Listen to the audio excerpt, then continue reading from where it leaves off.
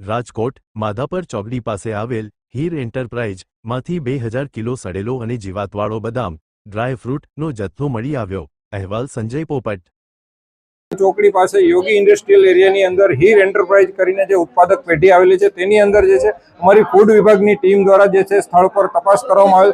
તપાસ કરતા માલુમ પડેલ કે જે અહીંયા જે છે ડ્રાયફ્રૂટનો ટ્રેડિંગનો બિઝનેસ કરવામાં આવી રહ્યો હતો, એટલે કે ડ્રાયફ્રૂટની અંદર જે છે બદામનો આશરે 2000 કિલો એટલે કે 2 ટન જેવો જથ્થો જે છે અહીં સ્થળ પર આપણને મળી આવેલ છે। અને આપ જે ડ્રાયફ્રૂટ બદામ છે તે જોઈ શકો છો કે કેવી હાલ પરિસ્થિતિમાં છે, તે અખાદ્ય કહી શકાય કે એકદમ જે લોકો ખાઈ ન શકે તેવી પરિસ્થિતિમાં જે છે બદામ આપણને જોવા મળી છે। ને અમારી ફૂડ વિભાગની ટીમ દ્વારા જે છે તેમના સેમ્પલ લેવાની હાલ કાર્યવાહી હાથ ધરવામાં આવી રહી છે। અને જે છે આ જે 2000 કિલો જેવો જથ્થો છે તેનો નાશ કરવાની પણ કાર્યવાહી કરવામાં આવશે।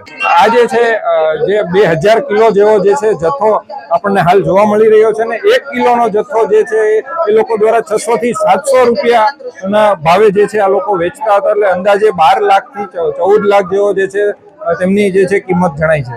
ખાસ ઉનાળાની સિઝનને અનુલક્ષીને લોકો દ્વારા જે છે ઠંડા પીણા, આઈસ્ક્રીમ, શ્રીખંડ, લસ્સી, આઈસડીશ ગોલાનો લોકો દ્વારા બહોળા પ્રમાણમાં ઉપયોગ થતો હોય છે, તો આની અંદર જે છે ડ્રાયફ્રૂટનો પણ બહોળા પ્રમાણમાં ઉપયોગ થતો હોય છે।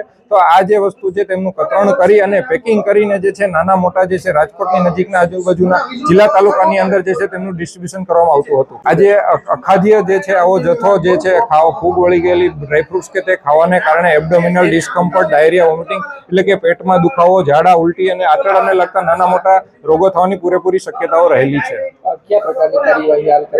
હાલ જે છે અમારા વિભાગ દ્વારા જે છે તેની અંદર સેમ્પલ લેવાની કાર્યવાહી હાથ ધરવામાં આવી રહી છે અને આ જે અખાદ્ય કહી શકાય તેવા જથ્થાનો જે છે નાશ કરવાની પણ કાર્યવાહી કરવામાં આવશે।